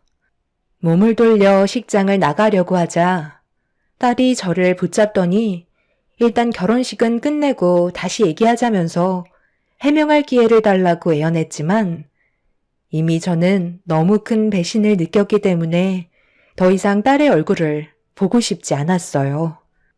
제가 딸의 팔을 뿌리치며 신부 대기실에서 나가려는 순간 딸이 다시 한번 제 팔을 잡더니 눈물을 흘리기 시작하면서 그동안 자기가 살아왔던 삶에 대해 불만을 털어놓았네요. 내가 오죽했으면 그런 생각까지 했겠어요? 이 사람과 결혼하고 행복하게 사는 게 꿈이었는데 뭐만 하려고 하면 돈이 제 앞을 가로막았다고요. 저도 이런 생각 하고 싶지 않았어요. 그렇다고 엄마가 모아놓은 돈도 없잖아요. 아빠가 떠나면서 생긴 빚 갚는 것도 허덕이고 있는데 식당에서 일해서 버는 푼돈 가지고 저희를 도와줄 수도 없으니 저를 위해 생명보험 들어놓은 걸 가져가고 싶어서 그런 계획을 세울 수밖에 없었다고요. 그 빚도 반은 거의 제가 갚아드리지 않았어요? 내 삶에 방해만 되는 엄마라면 차라리 없는 게 낫다고 생각했어요. 그게 잘못이에요? 엄마도 제 입장이 되면 충분히 이해할 수 있는 거라고요. 자식한테는 뭐든 다 줘야 하는 거 아니에요? 이런 가난 이제 정말 지긋지긋하고 저도 이 사람과 새롭게 시작할 때 좀 더 여유 있고 가난에서 조금이라도 벗어나고 싶어서 그런 생각을 가진 것뿐이에요. 저도 이런 계획을 세우면서도 너무 혼란스러웠다고요. 말은 그렇게 했지만 진심이 아니었어요. 그러니 저에게 등을 돌리지 마세요. 앞으로 잘할게요. 오늘 좋은 날이잖아요. 결혼식만큼은 망치고 싶지 않다고요. 자리로 돌아가 주세요, 엄마. 너랑 더 이상 할 말이 없다. 내가 그동안 너를 어떻게 키웠는데 고작 그 돈 몇 푼 때문에 너는 사람이 해선 안 될 행동을 저지르려 했어. 뭐든지 완벽한 범죄는 없는 거라고. 나한테 들어져 있는 생명보험은 해지할 거고 너와의 인연은 2번 다시 만들어가지 않으마. 내가 늙어 힘이 없어도 절대로 너를 찾지 않을 테니까 걱정하지 말고 엄마 없이 결혼식 무사히 끝내고 잘 먹고 잘 살아라. 너에게 가난을 물려줘서 정말 미안하다. 딸은 저를 붙잡고 놓아주지 않았어요. 결혼식에 제가 무조건 참석해야 한다고 자리로 돌아가 달라며 애원했지만 이미 저에게는 더 이상 딸은 없었습니다. 제가 원하는 대로 해주려 하지 않자 식이 시작된다는 말에 마음이 조급했는지 제 몸을 강하게 돌려 세우며 화를 내기 시작했네요. 결혼식까지 망칠 작정이냐고 저를 잡아먹을 듯이 노려보자 더는 참을 수 없던 저는 차라리 이런 결혼식은 하지 않는 게 좋을 것 같다며 딸이 입고 있던 3,000짜리 드레스를 마구마구 찢어버렸습니다. 돌발 행동을 저지른 저를 보며 당황한 딸은 비명을 질렀고 제정신이 아니었던 저는 지인에게 부축을 받으면서 식장을 빠져나왔네요. 그날 딸의 결혼식은 무산이 되면서 예비 사위와 파혼까지 이어지게 되었고 딸은 저를 절대 용서할 수 없다면서 자기 인생을 망쳤다고 분노하고 있었습니다. 저는 지인에게 도움을 받고 있는 상황이지만 살고 있는 집을 조만간 처분하고 조용한 곳에서 혼자 살아가려 합니다. 딸은 문자로 저를 끝까지 찾아내겠다며 겁을 주고 있긴 하지만 저도 두려운 건 없고 저렇게 만든 게 전부 제 탓인 것 같아 한편으론 너무 마음이 안 좋네요. 지금까지 살아오면서 딸의 인생길이 잘 되길 바라는 마음에 정말 많은 걸 도와줬는데도 돌아오는 건 결국 이런 삶뿐이었습니다. 남편이 세상을 떠나고 하나뿐인 제 딸도 저와 인연을 끊게 되었지만 이렇게 혼자 사는 게 오히려 속 편할 것 같네요. 분노하고 있는 제 딸이 앞으로 어떤 삶을 살던 두 번 다시 딸 앞에 나타나지 않을 거고 남은 인생 저 혼자 조용히 살다 떠나야 될 것 같습니다. 어느 정도 시간이 지난 뒤 며칠 전에 문자 한 통이 오긴 했는데 자신의 잘못을 뉘우치는 장문의 문자였어요. 하지만 저는 딸 앞에 나타나지 않으려고 그게 서로를 위한 길인 것 같습니다. 내일 핸드폰 번호도 바꾸려고 생각 중입니다. 제가 없는 삶을 원했기 때문에 딸이 원하는 대로 해주려고요. 제 사연 들어주신 분들의 삶은 불행이 아닌 언제나 웃음이 가득한 삶이 되시길 바랍니다. 감사합니다. 안녕하세요. 저는 30대 중반에 결혼을 앞두고 있다가 예비 시댁의 잘못된 행동들 때문에 파혼을 하게 된 여자입니다. 다음 달이 결혼식이었지만 이 사람들과 하루빨리 정리했다는 거에 감사할 뿐이네요. 저희 집안과 시댁 집안에 대해 대충 설명을 드리자면 예비 신랑은 일반 중소기업 회사원으로 일을 하고 있는 평범한 직장인입니다. 예비 시부모님께선 연금으로 생활을 하고 계셨죠.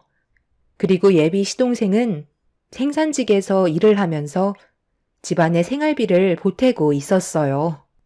저희 집안 같은 경우 부모님께선 식당에서 장사를 하고 계시며 저는 홍대에서 디저트 가게를 운영하고 있습니다.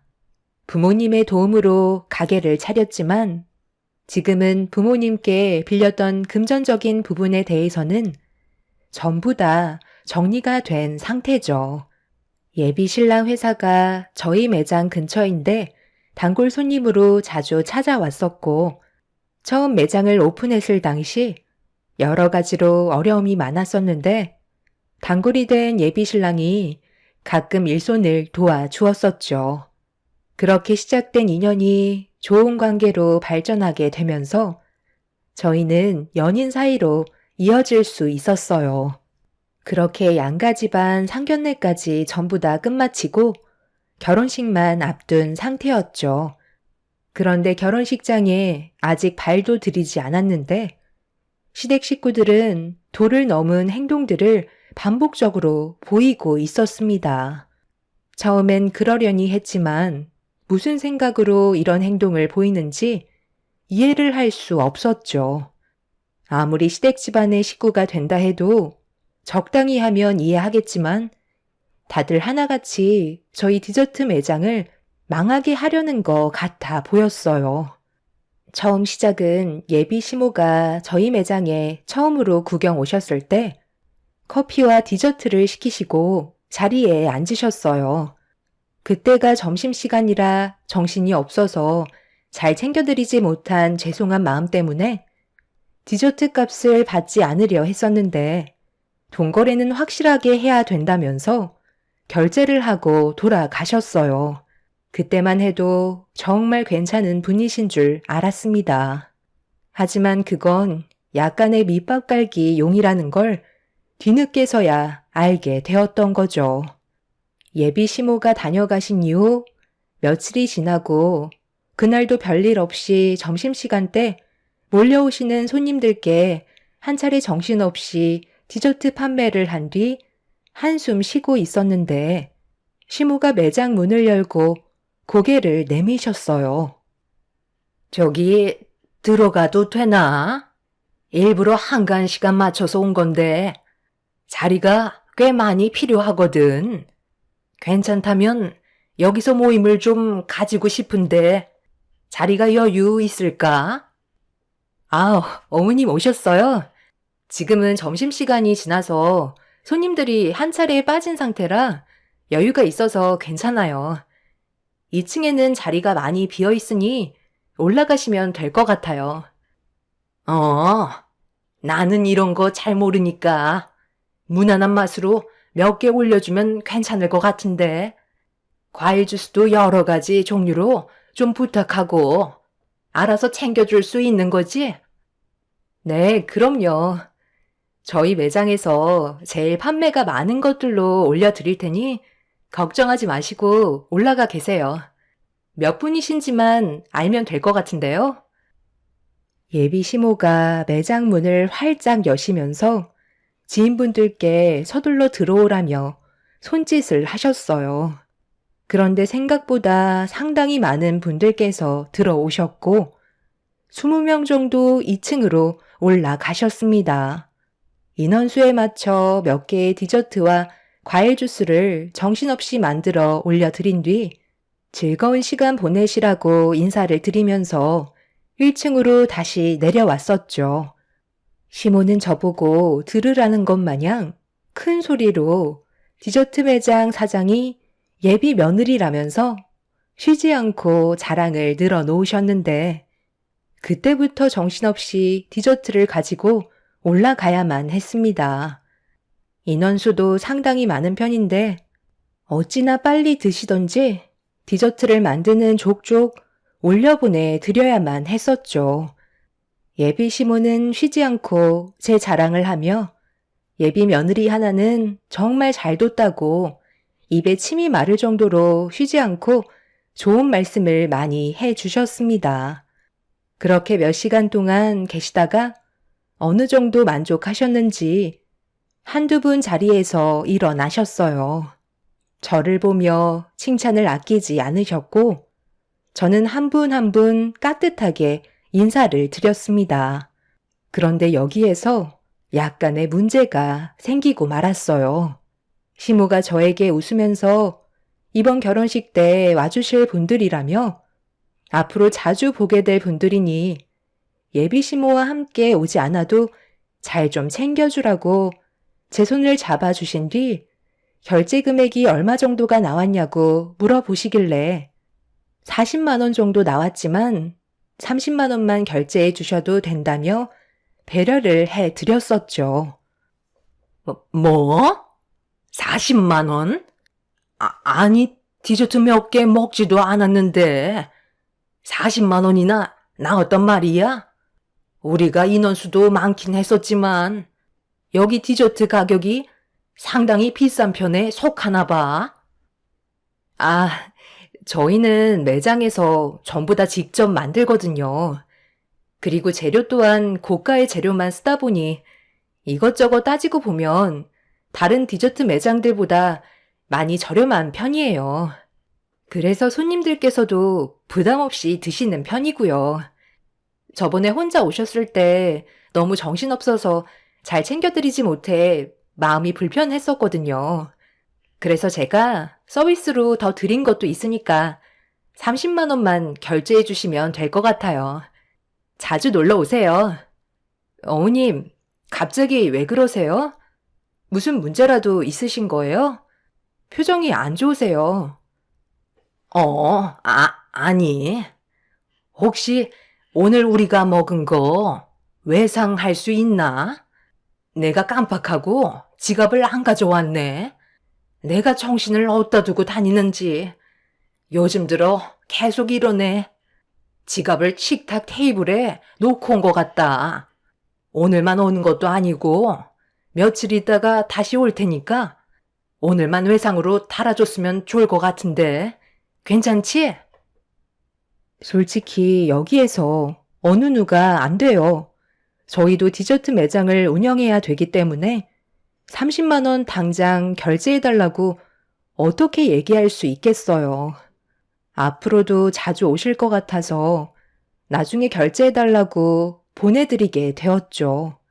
예비 시모는 미안하다며 난처한 얼굴을 보여주셨지만 하루 이틀 볼 것도 아니고 앞으로 자주 얼굴 볼 텐데 괜히 30만 원 가지고 얼굴 붉히고 싶지 않았습니다.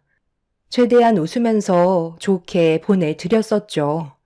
외상은 처음이라 기분이 이상했지만 그래도 저번에 결제해 주시고 간 것도 있어서 그런지 크게 문제 삼지는 않았었어요. 하지만 이건 제 착각이라는 걸 시간이 지나면서 알 수 있었죠. 며칠 뒤 시모는 또다시 저희 매장을 다시 방문해 주셨고 그날은 손님들을 데려오신 게 아닌 혼자 오셨어요. 그런데 뭔가 상당히 다급한 목소리로 디저트를 주문하셨어요. 얘야, 오늘 내가 중요한 약속이 잡혔는데 지금 디저트 있는 것들이 얼마나 되나?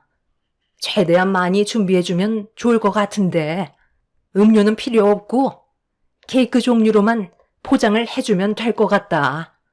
오늘 우리 집에 상당히 많은 손님들이 오시거든. 오랜 세월 동안 우리 가족에게 도움을 많이 주셨던 분들이라 선물용으로 드릴 예정이거든. 여기 디저트가 맛도 좋지만 워낙 퀄리티가 좋아서 다른 디저트 매장과는 비교가 안 되더구나. 그러니 내 부탁 들어줄 수 있지? 아, 네, 그럼요. 몇 개나 준비해 드릴까요? 지금 당장 포장해서 준비해 드릴 수 있는 건 한 20개 정도 될 것 같은데 그 정도로는 부족하신 거예요? 얼마나 필요하세요? 시모는 20개 정도면 충분할 것 같다면서 서둘러 준비해 주길 원하시길래 직원들과 함께 정신없이 선물 포장을 하기 시작했어요. 그때가 점심시간인지라 다른 손님들도 많아서 엄청 정신이 없었죠. 직원들과 함께 열심히 땀 흘려 선물 포장을 해서 시모에게 건네드렸고 물건을 받으신 시모는 매장을 들어오셨다 나가셨다 하시면서 차에 옮겨 실으셨어요.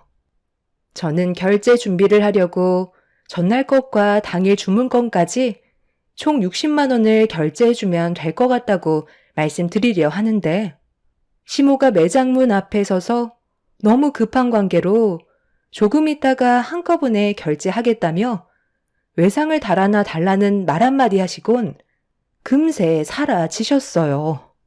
저는 당황스러워 차를 타고 떠나는 시모를 멍하니 바라볼 수밖에 없었어요.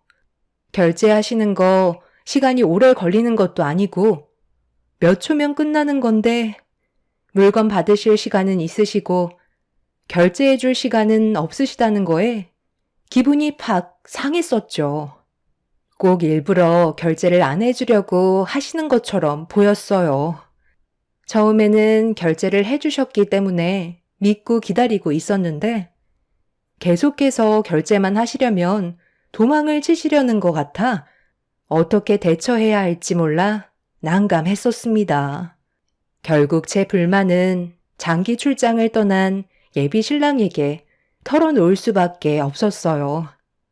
하루의 업무가 마무리가 되었는지 저에게 전화해선 오늘 하루 별일 없었냐는 말에 그날 있었던 일에 대해 털어놓았죠. 내가 하는 말 기분 나쁘게 생각하지 말고 들어봐. 어머니께서 며칠 전에 지인분들 데려오셔서 디저트 값이 꽤 나왔었거든? 그런데 지갑을 깜빡했다고 하시길래 다음에 오셨을 때 결제하셔도 된다고 했었어. 그렇게 좋게 끝냈었는데 오늘 집에 상당히 많은 손님들께서 오신다고 했었나 봐. 그래서 디저트를 주문하시길래 급하다는 말에 정신없이 포장해서 며칠 전에 결제 못하신 것까지 해서 한꺼번에 계산을 하려고 했는데 급하게 가셔야 된다고 결제를 나중에 하시겠다는 거야. 시간이 얼마 걸리는 것도 아닌데 매장에 들어오시지도 않고 문 앞에서 한마디 툭 던지신 뒤 그냥 가셨다니까? 벌써 외상값이 60만 원이나 밀려 있다고.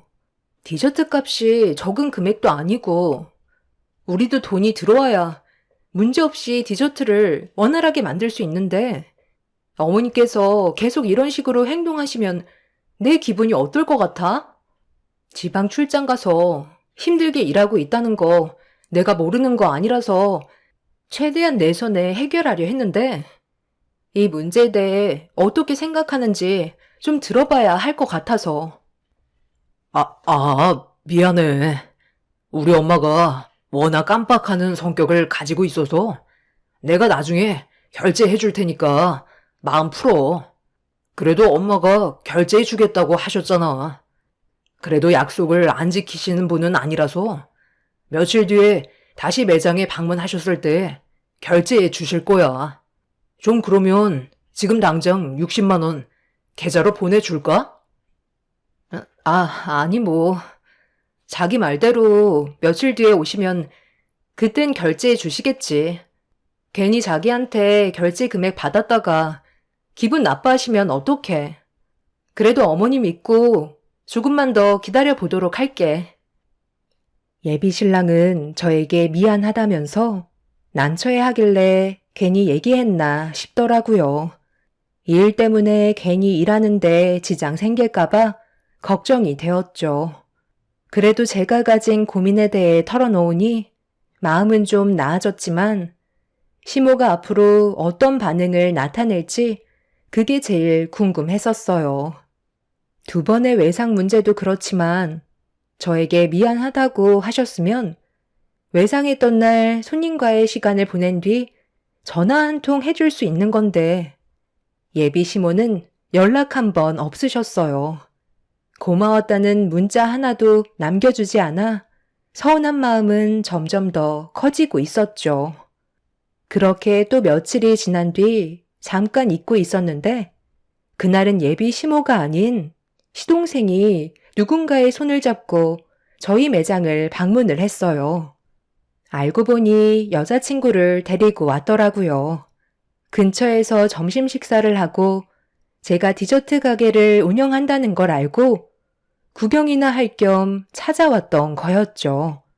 여자친구와 주문한 디저트를 받은 뒤 2층으로 올라가 한참 동안 대화를 나누면서 시간을 보내고 있었는데 시동생의 여자친구가 1층으로 내려오더니 저에게 디저트가 너무 맛있다면서 다른 것들도 먹어보고 싶어서 주문하러 왔다고 이것저것 시키기 시작했어요. 그때까지만 해도 크게 신경 쓰지 않았었는데 정말 어이없는 일이 눈앞에 펼쳐지고 말았죠. 한참의 시간이 지난 뒤 예비 시동생이 1층으로 내려와서는 화장실 위치를 물어보길래 상가 밖에 있다며 설명을 해준 뒤 한 10분 정도가 지났을 때 시동생의 여자친구도 화장실의 위치를 물어봐서 알려줬었어요. 그런데 30분이 지나도 보이지 않더라고요. 2층으로 올라가 보니 디저트 그릇은 싹 다 비워놓고 짐도 이미 챙겨서 나간 상태였죠. 기다리면 오겠지 했는데 그날 매장 마감 시간까지 예비 시동생은 나타나지 않았습니다. 정말 웃음밖엔 안 나왔어요. 어이가 없어 화가 나는데 저를 어떻게 생각하고 있길래 이런 개념 없는 행동을 보이는 건지 이해할 수 없었습니다. 그날 예비 신랑한테 전화를 해서 시동생의 연락처를 받아낸 뒤 바로 전화를 걸었어요. 제 전화는 피하지 않고 받길래 이미 기분이 상해버린 저는 매장에서 디저트를 시켜서 다 먹었으면 값을 지불해야 되는 거 아니냐고 물어보자 시동생은 죄송하다는 말보단 자기는 몰랐다면서 다른 말로 돌리고 있었어요. 네? 디저트 값을 내지 않았다고요? 제가 먼저 나왔을 때 여자친구가 알아서 결제하고 나온 줄 알았는데 그렇게 하지 않았던 거예요? 오늘은 여자친구가 결제하는 날이거든요. 아마 제가 먼저 나갔을 때 결제했다고 생각했었나 봐요. 내일 그 근처로 데이트 약속 잡혀 있는데 그때 가서 오늘 먹었던 값에 대해 결제할게요. 살다 보니 이런 일도 다 있네요. 기분 나쁘게 생각하고 계셨던 건 아니시죠? 얼마 하지도 않는 걸로 전화까지 다 주실 줄은 몰랐거든요. 얼마 하지도 않는다고요? 아예 나가실 생각을 가지고 있었으면 여자친구가 결제를 했는지 안 했는지 먼저 물어봐야 하는 게 상식적으로 맞지 않을까요? 여기서 상식을 따지기에는 좀 억지스러운 것 같은데요. 이 정도 실수는 누구나 할 수 있는 거죠. 얼만데요? 내일 드리면 되잖아요. 이제 가족이 될 텐데 몇만 원 나온 거 가지고 엄청 짜게 구시네. 디저트 맛도 그냥 그렇던데 엄청 달기만 하고 방부제 맛만 나는 거 같던데요. 직접 만든다고 속여서 파는 거 아니에요? 지금 말 다 했어요?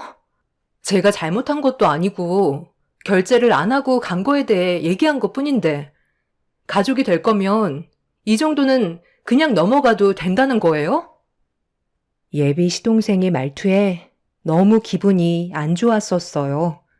가족들 전체가 저를 우습게 생각하는 게 틀림없는 것 같아 저도 웃으면서 좋게 대하고 싶지 않았어요. 그래서 한마디 하려 하는데 예비 시동생은 오히려 자기가 기분이 상했다면서 먼저 전화를 끊어 버렸습니다. 정말 황당했었죠. 화가 잔뜩 올라온 상태에서 다음날 시동생이 매장으로 오면 한마디 해야 될 것 같아 벼르고 있었는데 약속은 지키지도 않고 다음날 매장에 오지 않았어요. 태도를 보니 먹었던 디저트 값에 대해 결제할 생각이 전혀 없어 보였죠. 결국 이건 정말 아닌 것 같아 예비 신랑한테 전화를 했어요. 그런데 오히려 이런 문제로 바쁜 자기한테 전화를 했다고 화를 내는데 저도 모르게 울컥해서 불만을 털어놓았고 결국 서로 언성을 높이면서 안 좋은 말들을 주고받게 되었는데 예비 신랑은 처음으로 저에게 상처를 주었어요. 진짜. 내 동생이 여자친구 데려와서 디저트 먹은 게 그게 그렇게 아까운 거야? 그 정도는 이해하고 넘어갈 수 있는 거 아니야. 돈 10만 원 나온 것도 아닌데. 당신 원래 이렇게 속 좁은 사람이었어? 내가 주면 될 거 아니야. 이런 걸로 나한테 전화하면 내가 일이 손에 잡히겠냐고. 출장 온 것도 짜증나 죽겠는데. 이런 건 당신 선에서 알아서 해결을 해야 될 거 아니야. 가족끼리 그 정도도 배려해주지 못하면 앞으로 결혼 생활 어떻게 해나갈 거야? 얼만데? 당장 계좌 알려줘. 정말 너무하네. 내가 잘못한 거야? 어머님은 아직까지 연락 한 통 없으시고 결제해 주시겠다고 외상하신 거 아예 지불해 줄 생각을 안 하고 계신 것 같은데 내가 지금 기분이 좋겠어? 방금 얘기했었잖아. 당신 동생이 나한테 했던 태도가 지나쳤었다고.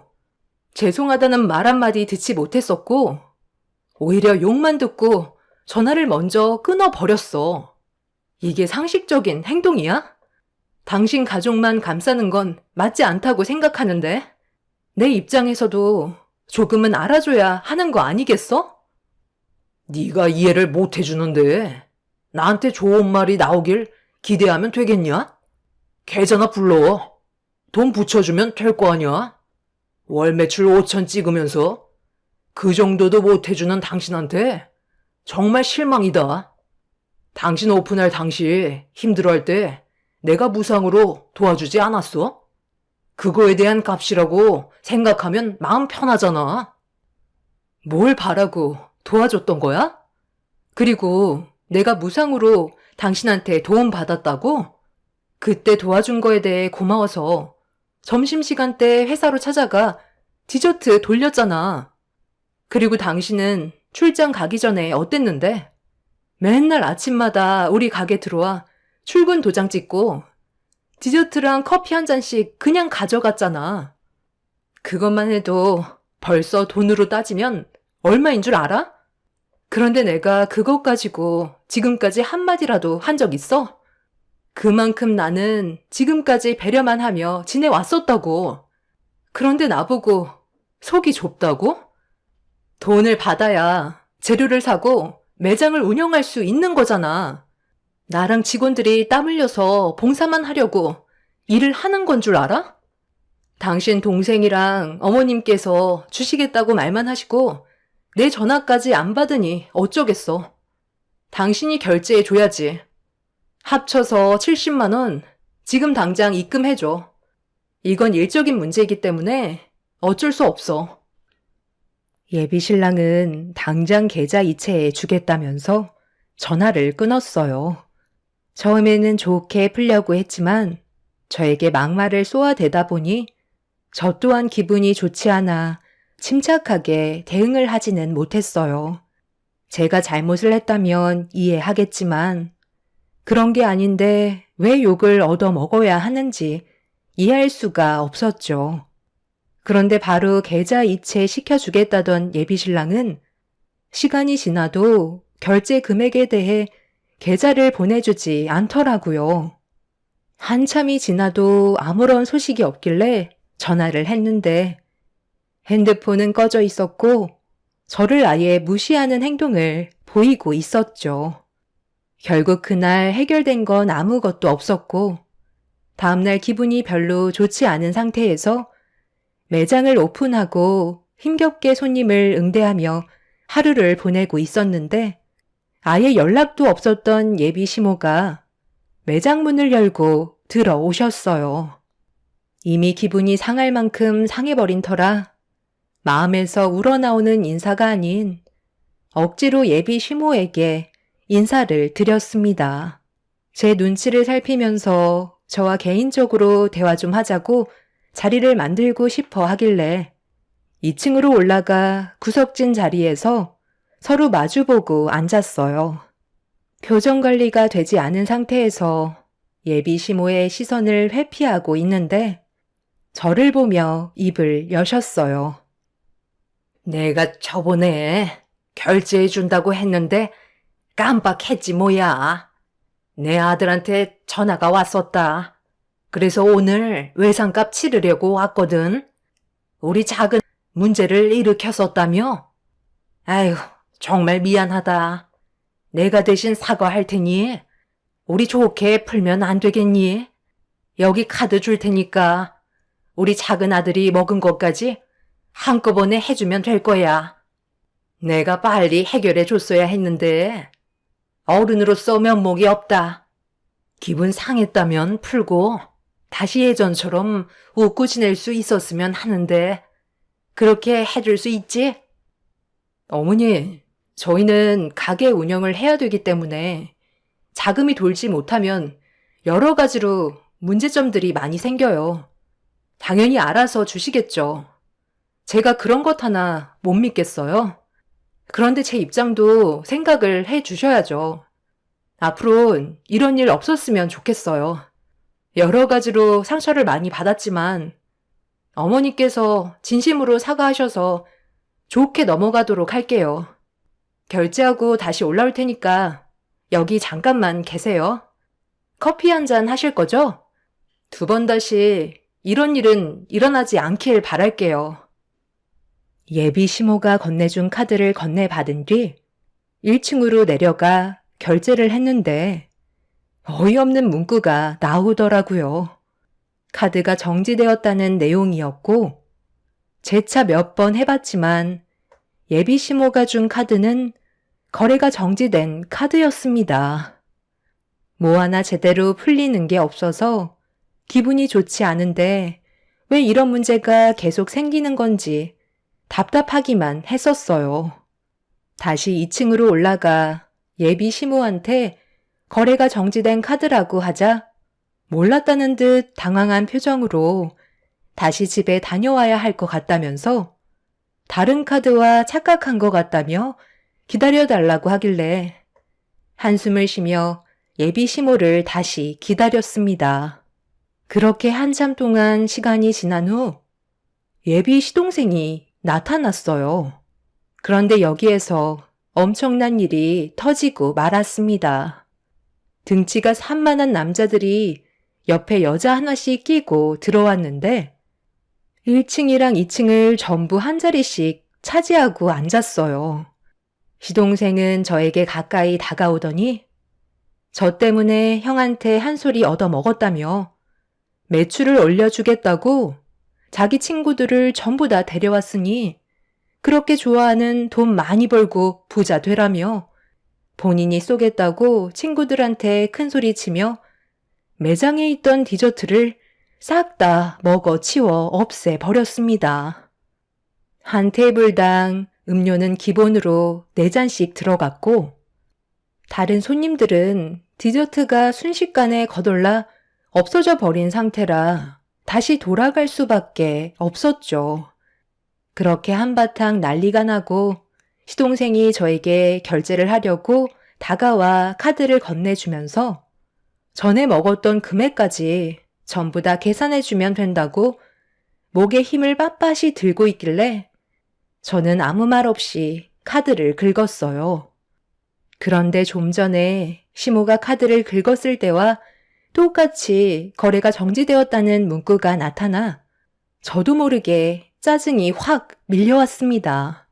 저는 시동생에게 거래가 정지된 카드라고 하자 당황하면서 그럴 리 없다고 다시 긁어보라고 했지만 역시나 똑같았어요.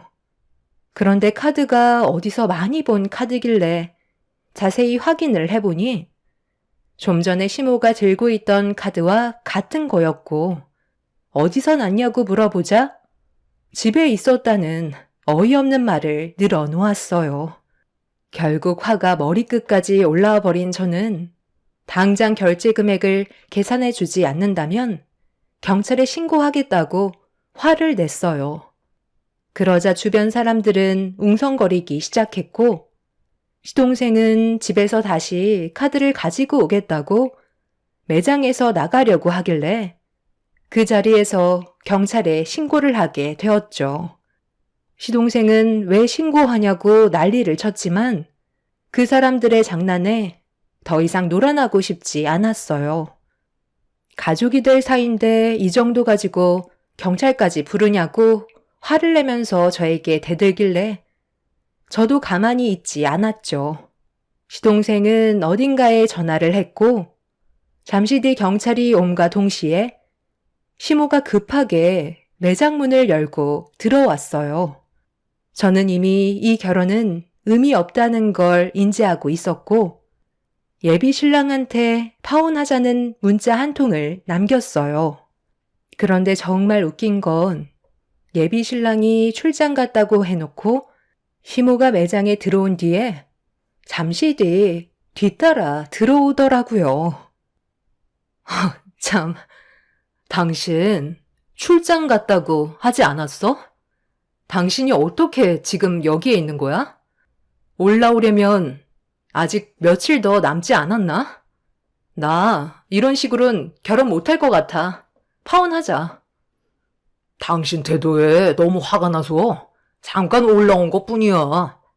가족끼리 이게 지금 뭐 하는 거야? 나는 그냥 당신과 대화 좀 하려고 온 것뿐인데 경찰까지 부른 거야? 그거 얼마나 된다고? 일을 이 지경으로 만들어. 나랑 파혼하는 거 당신도 원하는 거 아니잖아. 이러지 말고 좋게 해결하면 되잖아. 제발 그만 좀 해. 뭘 그만해. 지금 당신 동생이 무슨 일을 저질렀는지 알아? 200만 원 가까이 디저트를 사 먹었다고. 사람들을 우르르 데리고 와선 시장판으로 만들어 놨었다고. 하루 종일 팔아야 될 걸 단 몇 시간 만에 동이 날 정도로 얼마나 많은 사람들이 몰려왔었는데. 그런데 카드가 거래 정지 카드래. 그것까지는 이해해. 그런데 계속 일부러 결제를 안 해주려는 게 보이니까 내가 화가 나는 거잖아. 가족이면 남의 매장에 들어와서 전부 다 거덜내고 돈을 안 내도 된다는 거야? 아유, 그냥 하루 베풀었다고 생각하면 마음 편하지 않겠니? 왜 이렇게 극단적이야? 나중에 축의금으로 다 돌려받으면 되는 거잖아. 좋게 해결하고 넘어가자. 그럼 지금 당장 250만 원 결제해 주세요. 그럼 이해해 주도록 할게요. 이 정도 돈은 다들 가지고 있잖아요. 먹을 때는 기분 좋은데 돈 나갈 생각하니까 아까우세요? 아이, 그냥 넘어가자니까. 우리 결혼하면 이런 일 앞으로 자주 있을 텐데 꼭 그래야 되겠어? 돈이 그렇게 중요해? 가족이 우선 아니야? 제발 그만 좀 하라고. 형, 돈에 환장한 사람 같아. 앞으로 형은 형수한테 잡혀 살겠다. 나는 절대 그렇게는 못 살아. 이 결혼 꼭 해야 돼? 그냥 결제해주고 끝내버려. 예비 시동생은 기분이 나쁘다는 듯 발로 디저트 매장의 물건들을 걷어찼어요. 제가 하지 말라고 말리자 예비 신랑이 자기 동생 건들지 말라며 제 팔을 잡길래 그 순간 이성을 잃어버린 저는 예비 신랑의 뺨에 손을 올려 붙였고 경찰한테 영업방해죄와 기물파손죄 그리고 결제를 해주지 않은 부분에 대해 고소를 진행했어요. 이 문제로 양가 집안 난리가 났지만 예비 시댁의 손을 들어주는 사람은 아무도 없었고 저희는 파혼 위자료와 그동안 받았던 정신적인 손해배상에 대해 소송을 걸었습니다. 그렇게 결제 금액 250만 원과 함께 위자료를 받은 뒤 그 사람들과의 인연을 끊어낼 수 있었어요. 상식적으로 정말 이해가 되지 않는 사람들의 태도에 아직까지 화가 납니다. 결혼을 하지도 않았는데 모든 것들이 자기 것 마냥 아무렇지도 않게 행동하는 그 사람들의 행동들이 이해가 되지 않네요. 그 사람은 시간이 지나고 뒤늦게 찾아와서 정말 미안하다며 다시 시작하자고 하길래 소금 한 바가지 퍼서 다시는 오지 말라고 얼굴에 사정없이 뿌려 버렸습니다.